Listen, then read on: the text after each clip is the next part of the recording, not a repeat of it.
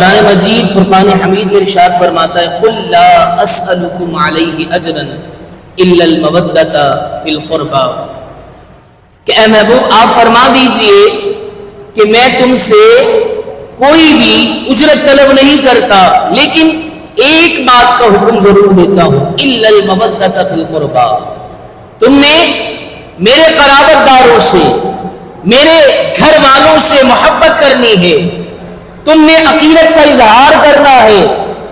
اسی طریقے سے میرے محترم اور پیارے بھائیوں، اللہ کے پیارے حبیب صلی اللہ علیہ وسلم نے ایک اور مقام پر ارشاد فرمایا ادبوا اولادکم علی ثلاث خصال، کہ تم اپنی اولاد کو تین باتوں کی تربیت دو، ایک اللہ کی محبت، دوسرا قرآن کی محبت، اور قرآن کی محبت میں اللہ کی محبت بھی آ جائے گی، اور دوسری بات یہ ہے کہ تم اپنی اولاد کو میری محبت سکھاؤ، سب سے پہلے قرآن کی محبت، دوسرا میری محبت، اور پھر فرمایا کہ تیسرا کام وہ ہے جو تم نے اپنی اولاد کو سکھانا ہے، میرے قرابت دار، میرے رشتہ دار، میرے گھر والے جو ہیں ان کو کیا ہے تم نے محبت کی نظر سے دیکھنا ہے۔ جی ہاں میرے محترم اور پیارے بھائیوں، اللہ کے پیارے حبیب صلی اللہ علیہ وسلم کہ اہل بیت گھر والے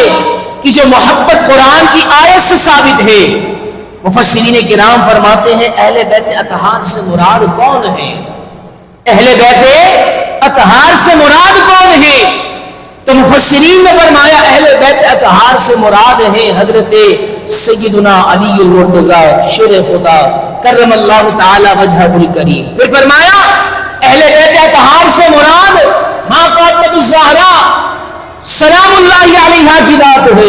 پھر فرمایا امام حسن رضی اللہ تعالی عنہ، امام حسین رضی اللہ تعالی عنہ، یہ میرے گھر والے ہیں۔ میرے محترم اور پیارے بھائیوں، گویا اللہ کا قرآن کا ہے ہمیں یہ حکم دے رہا ہے کہ تم نے میرے گھر والوں سے محبت کرنی ہے، اور آج ہم اسی گھر کے چشم و چراغ سید الشہداء امام تشنکام امام ہمام امام حسین رضی اللہ تعالی عنہ سے محبت کا انداز ہم سن رہے ہیں۔ سبحان اللہ، جیسے ہی ولادت با سعادت ہوتی ہے تو آج میں اور آپ بھی کیا ہے ایسے احباب کا انتخاب کرتے ہیں کہ جو نیک ہو، ان کی گھٹی اپنے بچوں کو دی جائے، اس کا انتخاب کیا جاتا ہے۔ ہم گھر والوں میں سے ایسے لوگوں کا انتخاب نہیں کرتے جو زیادہ باطونی ہو، جو زیادہ شریر ہو، جو زیادہ غصے والے ہو، بلکہ ہم اپنے خاندان کے اندر ایسے شخص کا انتخاب کرتے ہیں جو نیک صورت ہو، نیک سیرت ہو، اچھے انداز میں زندگی گزارتا ہو۔ کیوں؟ کیونکہ گھٹی کا بڑا اثر ہوتا ہے، اور پھر بچے کو اس کے ہاتھ سے گھٹی دلوائی جاتی ہے۔ سبحان اللہ، یہ بات کہنے کا میرا مقصد کیا ہے؟ امام حسین رضی اللہ تعالی عنہ کی جب ولادت با سعادت ہوتی ہے تو کرم والا کرم ہوتا ہے۔ امام حسین رضی اللہ تعالی عنہ کی کان میں اگر کسی کی سب سے پہلے آواز آتی ہے تو وہ امام الانبیاء کی آواز آتی ہے۔ امام الانبیاء کی آواز آتی ہے، کس انداز میں آواز آتی ہے؟ سیدھے کان میں۔ ارے کون کہ جس کے اوپر نماز فرض کی گئی، اللہ اکبر کبیرہ، وہ اذان دے رہے ہیں۔ کیسے اذان دے رہے ہیں؟ کس شخص کے کان میں اذان دے رہے ہیں؟ اپنے نواسے کے کان میں اذان دے رہے ہیں۔ اللہ اکبر اللہ اکبر اشہد ان لا الہ الا اللہ۔ اور پھر جب بات آتی ہے گھٹی کی تو کوئی دنیاوی گھٹی نہیں دی جاتی، بلکہ امام حسین رضی اللہ تعالی عنہ کے منہ مبارک کے اندر جانے کائنات اپنی زبان مبارک داخل کر دیتے ہیں۔ امام حسین کے اگر گردن کے نیچے اگر کوئی پہلی خوراک گئی ہے تو لعاب دہن گیا ہے۔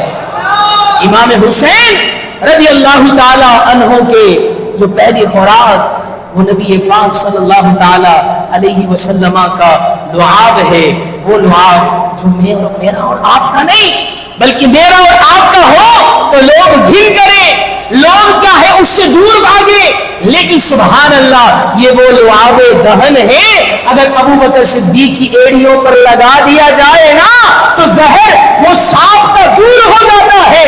حضرت علی کی آنکھوں میں لگا دیا جائے تو آشوب چشمہ ختم ہو جاتا ہے۔ یہ وہ